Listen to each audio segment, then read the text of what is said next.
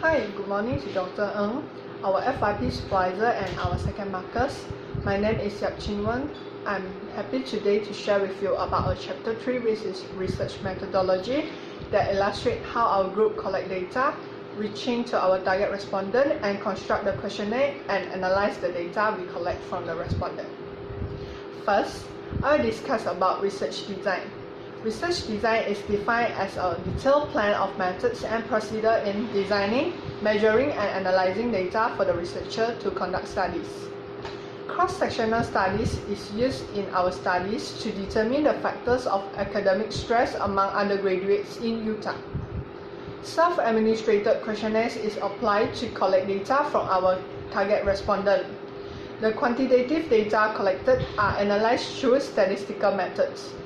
Questionnaire is selected in our study is due to it less time consuming, less cost incur, protection of privacy of respondent, easy to modify and can reach target respondent more easier in terms of geographical factors. Data collection methods can be categorized into primary data and secondary data.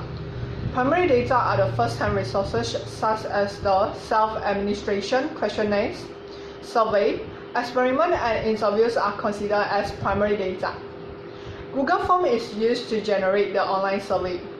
Online surveys are easy to tabulate and conduct, save costs, easy to modify and administer, and easier to reach target respondent. Next is about sampling design.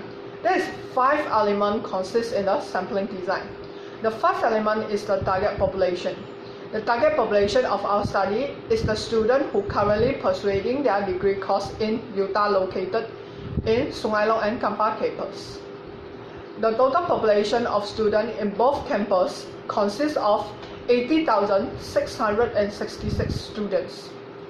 The next element is sampling location and sampling frame. The sampling frame of the research is cover all the undergraduate students from all faculties, while the sampling location is Sungai Long campus and Kampar campus of Utah. Besides, the sampling element also one of the components under sampling design. All the undergraduate students, regardless their year of study and trimester, they will be the target respondent of these studies. There is no restriction on age, gender, races, religion, and nationality. The sampling techniques is defined as each sample is equally likely to be selected. There are 2 categories in sampling technique, which is probability samples and non-probability samples. Non-zero probability sampling methods are used in the research due to the element in the population have no equal opportunity to be selected. Quota sampling is selected in the research and it also defined as the specific quantity of quota is obtained from the specified subgroup from the population. The last component in sampling design is sampling size. Through the analysis, the minimum sample size of our research is 377 respondents and 806 of questionnaires are distributed to the respondent. The reason of increasing the number of distributing the questionnaire is to reduce the possibility of unresponsiveness bias and refusing to complete the survey. Nevertheless, the last part of my presentation will discuss about research instrument. There is 2 components in the research instrument, which is questionnaire design and pilot study. For questionnaire design, we have divided our questionnaire into section A and section B. Closed-ended questions are also used in the whole survey questionnaires.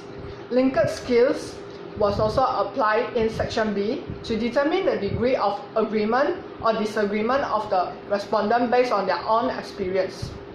Besides, pilot study is conducted in a smaller scale to planning and modification in the main studies. Validity test is conducted to determine the questionnaire whether can represent the selected population. We also can identify the error and avoid vague questions through the test. 30 students from Utah are chosen for the pilot studies. Expert judgments also used for our questionnaires to determine the validity of the test content. For instance, our questionnaires are handed into the academic staff for the specific field for our study to check and comment on the survey. Based on the reliability test of our bias study, as you can see on table 3.3, all the variables of our studies is considered as reliable as it results in more than 0.6 for their converged alpha coefficient value. And this is all my part, and I will pass to next presenter, Zihao, to complete chapter 3. Thank you.